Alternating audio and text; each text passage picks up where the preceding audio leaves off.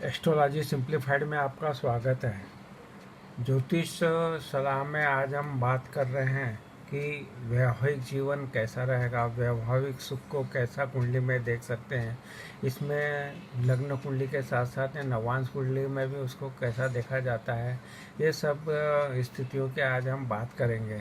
तो ये जानने के लिए कि आपका वैवाहिक जीवन के लिए कोई भी कुंडली हो, उसको देखना चाहते हो जातक या जातिका के, तो उसमें आपको सर्वप्रथम तो ये देखना है, उसमें लग्न को, लग्नेश को देखना है।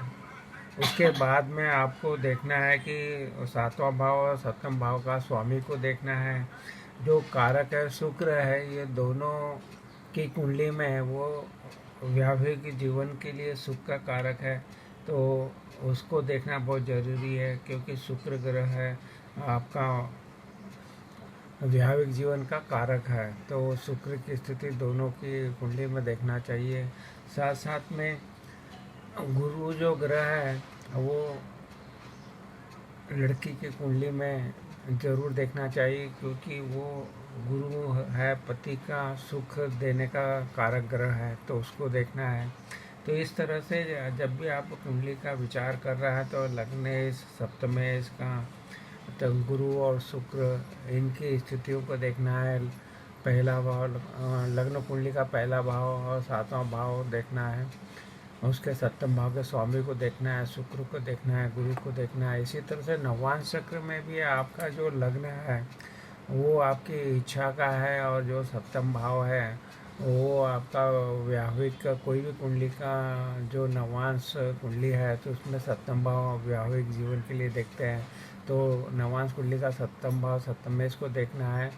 और जो चौथा भाव है, बहुत इम्पोर्टेंट है कि अब वैवाहिक सुख कैसा रहेगा, उसके लिए कुंडली का चौथा भाव को देखा जाता है नवांश कुंडली में, उसकी अच्छी स्थिति को देखा जाता है। तो इस तरह से नवांश कुंडली में भी आप शुक्र को भी देखिए, और लग्न, लग्नेश नवांश का, सप्तम, सप्तमेश नवांश का, फिर चौथा भाव और चतुर्थेश, वो आपको सुख के लिए देखना है, आपके वैवाहिक सुख के लिए चौथा भाव। और उसमें फिर गुरु और शुक्र को भी स्थिति अच्छे देखना है। तो ये सब इसमें ये दर्शाता है कि जब भी आप लग्न कुंडली में देखेंगे, तो सप्तम भाव, सप्तम भाव स्वामी और कारक शुक्र अगर केंद्र में, त्रिकोण में, सौ राशि, मित्र राशि के होंगे, तो और शुभ प्रभाव में होंगे, तो अच्छी स्थिति कहलाएगी। ऐसे ही नवांश चक्र में भी देखेंगे कि लग्न, लग्न, चौथा भाव, चतुर्थेश, सप्तम भाव, सप्तमेश और शुक्र और गुरु, इनकी जो कुंडली में, नवांश कुंडली में भी अच्छी स्थिति अगर रहेगी, तो वो वैवाहिक जीवन के लिए अच्छा रहेगा। तो इसलिए इन सब का आकलन करके आप अपने कुंडली में ये देख सकते हैं कि वैवाहिक जीवन आपका किस तरह से रहेगा, वैवाहिक सुख कैसा रहेगा, ये सब की देखना चाहिए। जैसा हमने बताया कि ये हम एक जो अभी हमने बताए हैं, उनको हम इस कुंडली में लगा के देखेंगे। तो सर्वप्रथम देखिए कि जैसे ये मेष लग्न की कुंडली है, तो इसमें मेष के लग्न में लग्नेश की स्थिति देखी, तो वो अपने नवम भाव, भाग्य भाव में वो अच्छी स्थिति दिखा रही है, और वो वहाँ पे अपनी मित्र राशि में है। इसके बाद हमने बोला सप्तम भाव को देखो, तो सप्तम भाव का स्वामी जो बनता है वो शुक्र है, वो उच्च का होके गुरु के साथ में, शुभ ग्रह के साथ में है, तो ये एक अच्छी स्थिति दिखा रही है। और जो सप्तम भाव का स्वामी जो शुक्र है, वो गुरु के साथ में है। फिर गुरु की जो दृष्टियाँ वो भी अच्छी रहती है, तो यहाँ पे पांचवी दृष्टि शुभ भाव पे है, वहाँ से छठे, सातवीं दृष्टि देखेंगे तो छठे भाव पे है, और नौवीं दृष्टि है तो यहाँ पे आपके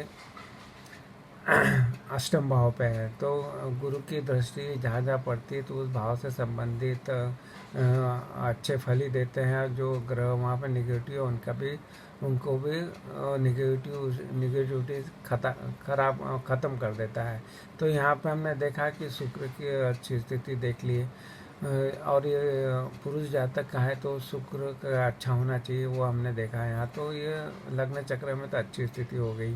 अब नवांश चक्र में जैसा बताया कि नवांश चक्र में देखेंगे तो यहाँ पे भी सब लग्न का स्वामी शुक्र बनता है, वो आपके 11th हाउस में है, तो इसको भी अच्छी स्थिति ही कहेंगे। और शुक्र जो कारक है शादी का, वो अच्छी स्थिति में यहाँ पे है। और उस पे चंद्रमा की भी शुभ दृष्टि जा रही है, तो ये नवांश कुंडली में भी शुक्र अच्छा हो गया यहाँ पे, और लग्नेश भी अच्छा हो गया। इसके बाद में देखेंगे कि अगर सुख देखना चाहिए शादी का, तो हम देखते हैं चतुर्थ भाव के। चतुर्थ भाव का स्वामी बनता है यहाँ पे शनि, और शनि जो है आपका यहाँ पे छठे भाव में बैठा हुआ है। तो छठे भाव में हम देख सकते हैं कि ये जो चतुर्थ भाव है उस पर गुरु की दृष्टि आ रही है, तो ये अच्छा हो गया, क्योंकि ये सुख भाव का पे अच्छे गुरु की दृष्टि आना अच्छी है।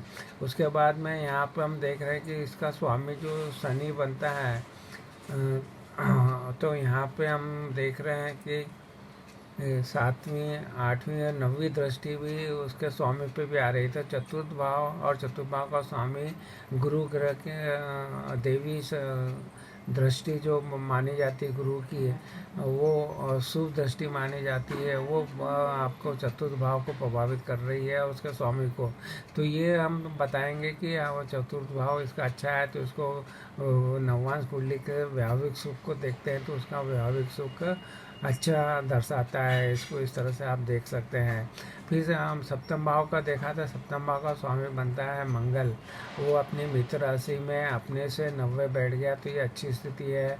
वो मंगल यहाँ सूर्य के साथ में और मित्र के साथ में और 9 नंबर की धनु राशि में बैठा है, तो ये भी एक अच्छी स्थिति बताती है।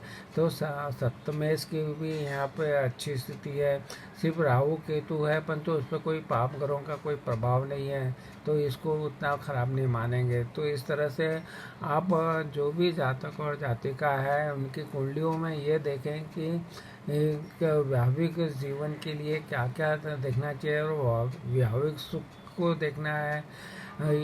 नवांश कुंडली का जो लग्न रहता है वो आपकी इच्छा है, और विवाह के लिए कैसी रहेगी वो दर्शाता है। और आपका सप्तम भाव जो रहता है और उसका जो स्वामी रहता है, तो सप्तम भाव का स्वामी की ये स्थिति दर्शाती है कि आप अपना वैवाहिक जीवन को कैसा रखना चाहते हैं। तो यहाँ पे मंगल अच्छी स्थिति में है, तो विवाह को अच्छा रखेगा। और इच्छा भी यहाँ पे अच्छी दिखा रही है, क्योंकि इच्छा पूर्ति के भाव में शुक्र गया है। तो इस तरह से कुंडली का आप विश्लेषण कर सकते हैं। तो हमने एक सरल सा सूत्र बताया कि जब भी वैवाहिक जीवन के बारे में आप जानना चाहते हो, विवाह का सुख वगैरह कैसा रहेगा, तो विवाह के सुख के लिए नवांश कुंडली का चौथा भाव बहुत ही महत्वपूर्ण होता है। और चौथे भाव का स्वामी पे अगर शुभ ग्रहों का प्रभाव है, शुभ स्थिति है, तो वो आपको वैवाहिक जीवन का सुख आपको प्रदान करेंगे।